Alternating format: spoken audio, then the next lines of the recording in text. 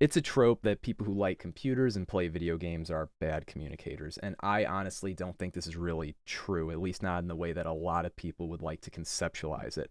For example, communicating in World of Warcraft in the middle of raid is far more complex than actually communicating in an office. I used to be an engineer, and sure, we'd be talking about like 8, 9 figure decisions for the business. I was junior, so I didn't have any decision making power, but I was there for meetings where more senior people were talking.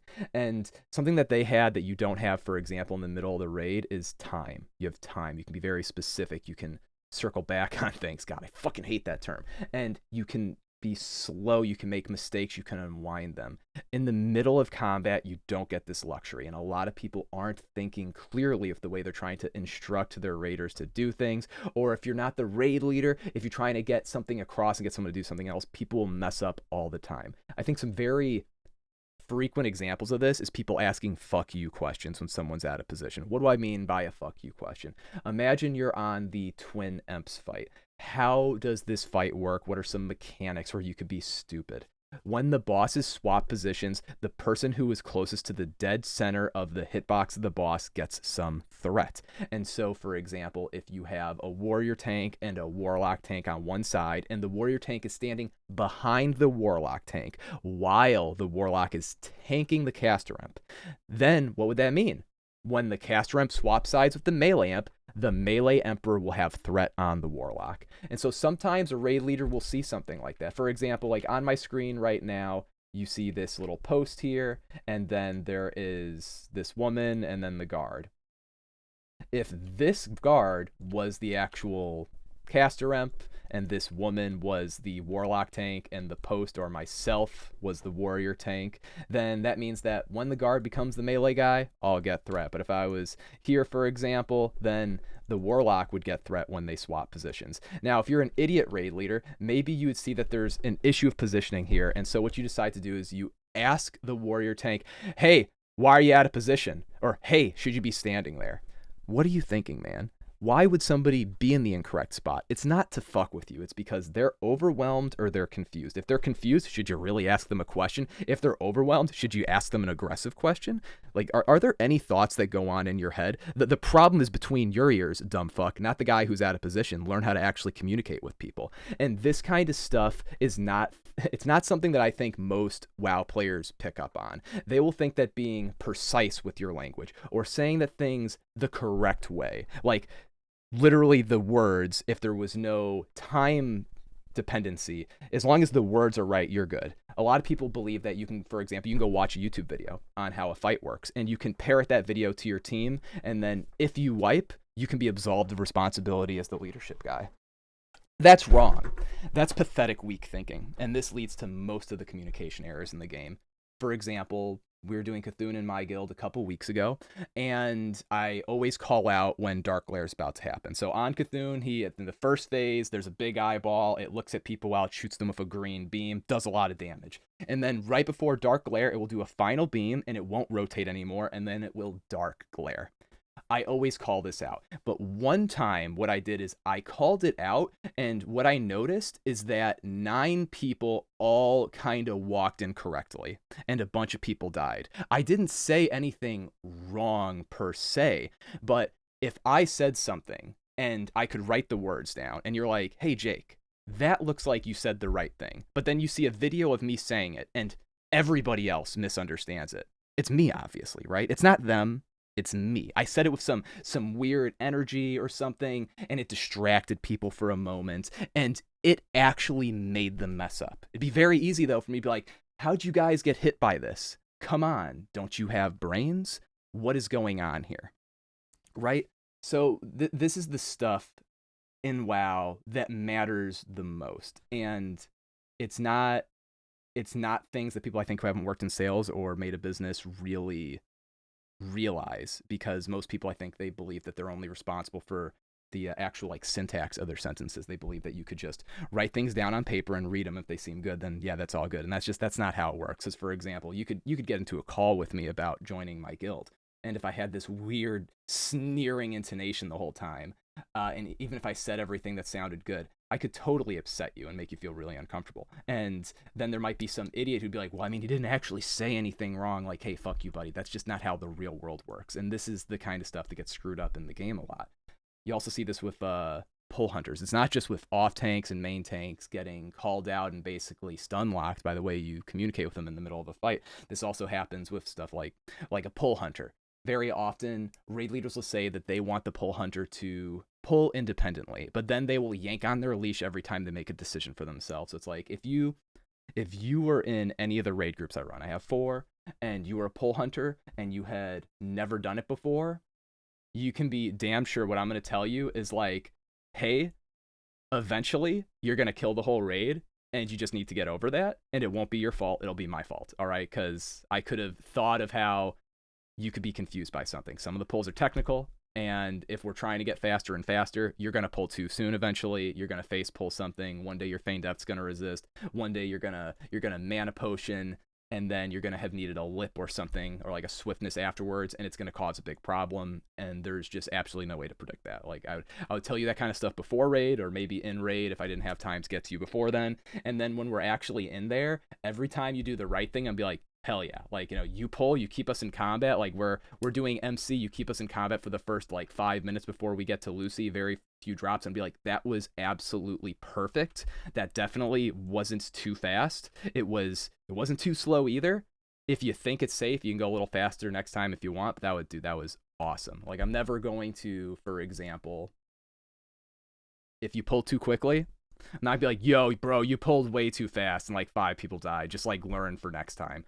Why don't you want to do that? You need to empower these people to make decisions on their own. They have to be decisive. Sometimes they have to make decisions really quickly. They need a lot of confidence. You can't be building barriers where they're not going to be able to actually do that. Otherwise, they're never going to be useful. And you see this is how it is in most raids. The way most people, they operate a group is that they just try to say something correct syntactically. It's like they have some fucking AI generate the way they communicate with people, and they take actually no responsibility for the end result. They feel literally just responsible for saying things and not even saying it a particular way, just saying particular words. This doesn't work. There are tons of people who have gone on YouTube and they've seen all the strats from all the best guilds, and then they go and they talk to their guildies and they think, hey, you know, I saw these guys in Eternal, they did blah blah blah, and they believe that if they simply say to other people how they did it, then if a mess up happens, they can absolve themselves of responsibility. And they're like, you know, I'm just as good as those guys in Eternal. It's like, no, you're fucking not. Those guys, there's a lot extra going on under the hood there. They didn't just go on YouTube and fucking type out like a little thing on a Post-it note and read it to everybody. That's not how the actual world works. Some examples in the real world, I think, of the type of stuff that people would say gamers are bad at, but I think that basically everyone's bad at, is like controlling tonality or controlling word choice, which these things I believe actually matter a lot less in WoW than simply not scrambling people's brains in the middle of a fight and not accidentally incenting the wrong behavior by giving basically some kind of form of social punishment in front of all their friends. For example, though, talking about some micro optimizations of communication, where this is a place where everybody's bad and it's not just gamers. If you could, let's say you're running a business. Anybody who's ran a business before, you've done sales where there's high volume and it's like on the phone, you're gonna know the answer to this, and everyone else is probably gonna get it wrong. If you could be twice as smooth on first contact, or you could respond within 60 seconds of first contact of an inquiry of somebody to like join your guild or to buy a product from you or get a quote, like what's better? You being twice as good once the encounter happens, or you starting the encounter like bam, instantaneously? The instantaneous start is a lot better. Way, way, way, way, way better. You lose tons of interest as time goes on. You're communicating that you don't take the other person seriously when you're not quick. Like when people hit me up, I fucking get back to them so fast. When I used to run an advertising agency for lash extension salons. It was really tiny. It was just me, one man deal, and I would have to, and since it was an advertising agency, I would have to do some sales training with young women on how to actually communicate with their leads. And this is the thing I would have to go over with them all the time, that if you could call somebody within 60 seconds of me sending you a notification, then you could be drunk every time you talk to them and you'll get way more sales than if you do it on your own time. And it's very easy for people to drop the ball on parts of communicating like this because you get socialized, I think, to not take responsibility in your life and to keep your head down as you're going through educational programs in the world and as you're working in a job, because people want to atomize absolutely everything so that way they don't have to trust you. You know, like your teachers don't want to have to trust that you know how to learn better than doing the homework, that you could do it more efficiently. They want to be able to give you homework, have a system it's easy for them to work in. It makes sense. It's like logical. It's not like they're stupid. And your boss wants to be able to atomize your work so that way they can very easily tell if you're doing it and they can replace you. You know, they want to make it fungible. They don't want to make your jobs that way. You can have a super special little life all on your own. Like, make a fucking business if you want that, okay? Get over yourself.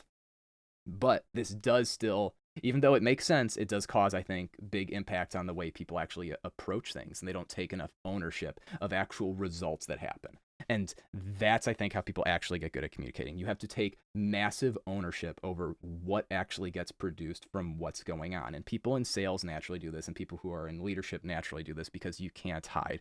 If you're a salesperson and you're not getting sales, you can't just go to your boss and say the leads suck. This is the thing people say. It's like, get over yourself. Maybe they do suck. Fuck you, though. That's like what the base of the business is. You need to figure it out, or you need to get a new job.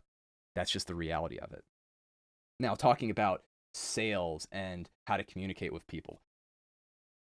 If you're trying to really get good at this stuff, it starts to get kind of like raid strategy, raid mechanics. When I used to sell to people over the phone, I would have the same lines I would say, and I basically had like a flow chart of how I would approach the conversation. And this made it so that way, you know, if I was doing 10, 30-minute sales calls a day, I could very easily iterate and decide like this line doesn't work.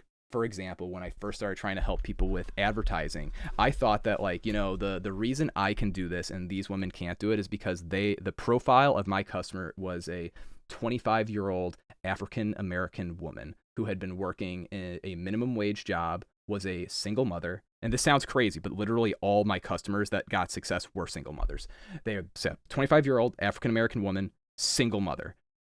Why am I perfect to help them? They don't have an education. They are very comfortable with using a smartphone, and they can kind of use Apple computers. And they just don't know how to basically set up automation so that way they can rapidly respond to leads. And they don't know how to set up ads and how to like use data to make decisions on what the language in an ad should be. So it's like I have tech skills that they don't.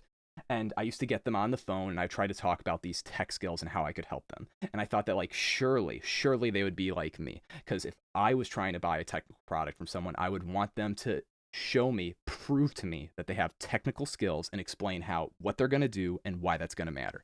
That didn't work on these women. It took me a long time. I got no sales for the first 2 weeks. I found out how to get so many leads that I could do sales calls all day long, like literally 12 hours a day for 2 weeks. And I got my first sale after 2 weeks. Like that is so much time talking to get no, hung up on, you're a scammer over and over and over again. I'm like, why doesn't this work?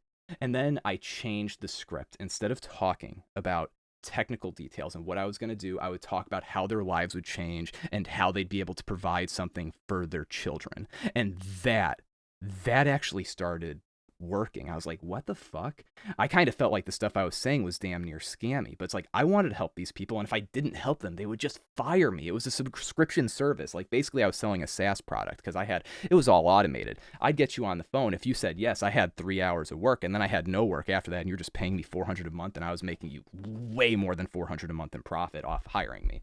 So I was like, okay, I got over it. I'm like, I'm going to say things that are effective for my business instead of saying things that I think are necessarily completely like actually matter or that matter to me. Started talking about how this is how your business is going to change. Like right now you have to go and hustle to find customers, right? And your customers, they're all people you know, they're referrals. It's kind of working, but you have to work that job at McDonald's and you hate it. And it takes you, and let me guess, it takes you away from your kids, and then you need to have other people help out. And let me guess, your baby daddy isn't actually very helpful with that. It's fucking all on you, and it's unstable, and you need some stability, but you also need some freedom. That's why you don't want to just try to, for example, go maybe get an education, try to get an office job. You need a way to be able to actually like pick what's going on in your life. And that's why you're trying the entrepreneurship thing. Your current way of getting customers, you feel like it's free, but you've spent all this time, and the way you do this is you ask them questions. You don't tell them this, because everything you say to them, they're skeptical of. Everything that comes out of their mouth, they believe. So you need to ask them questions to get these things out of them. Like, how do you find your customers? Oh, blah, blah, blah, blah, blah. Does that take a lot of time? Yeah. Yeah, it does. How many customers have you had total? I don't know. Well, how much money do you think you make a month? It's hard to say. Are you able to pay your bills? And then they'll be like, yes. And be like, can you actually pay your bills? Like, why'd you take this call with me? I'm sorry, this might seem like invasive. I'm just trying to get like an understanding and see if this like is actually right for you. There are people where it makes a lot of sense. There's people where it doesn't make sense. And you get them to talk about their lives and say things, and they'll come to realizations. But like what they actually care about isn't technical details. Of course not. They don't know how a fucking computer works at all. Like I thought through things in my own perspective, my own perceptions, and it didn't get the results. It was ineffective. And you need to be thinking about how other people see things if you want to lead them to where they should go. And if something's adversarial, like sales, they need to create the ideas. It has to be like Inception. You can't just explain stuff to them. I mean, sure you can. There's high pressure sales things. People get scammed all the time, like shit like timeshares. But it's not actually as effective as just trying to take full ownership of the problem and get them to say what it truly is, and get them to say what the solutions are, and connecting the incentives on both of you so that way all the parties benefit. And you do this in World of Warcraft as well. Like, for example, I think that pull hunters, they want to feel like they have a lot of ownership over the run speed. They want to think in their head this: I made the run faster. I am kind of like the raid leader, at least on the trash. Main tanks, what do they want? They want to feel like they're this heroic figure in front of the boss. They're very sensitive to just getting negative feedback in front of everybody and shit talked. It's a highly publicized position within their social group. You shouldn't just bully them. And a lot of healers, they go into healing because they feel like it's less stress, it's less prep. And if you try to find ways to make it more stressful for them, you will kill their enjoyment of the game.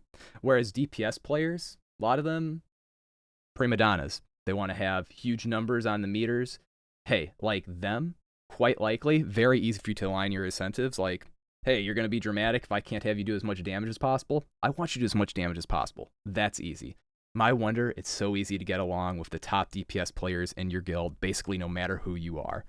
For me, it's a little different sometimes. I'm a little hard to get along with in some key aspects. But I'm great. You should join my guild. We raid at 2 p.m. Eastern on Saturdays.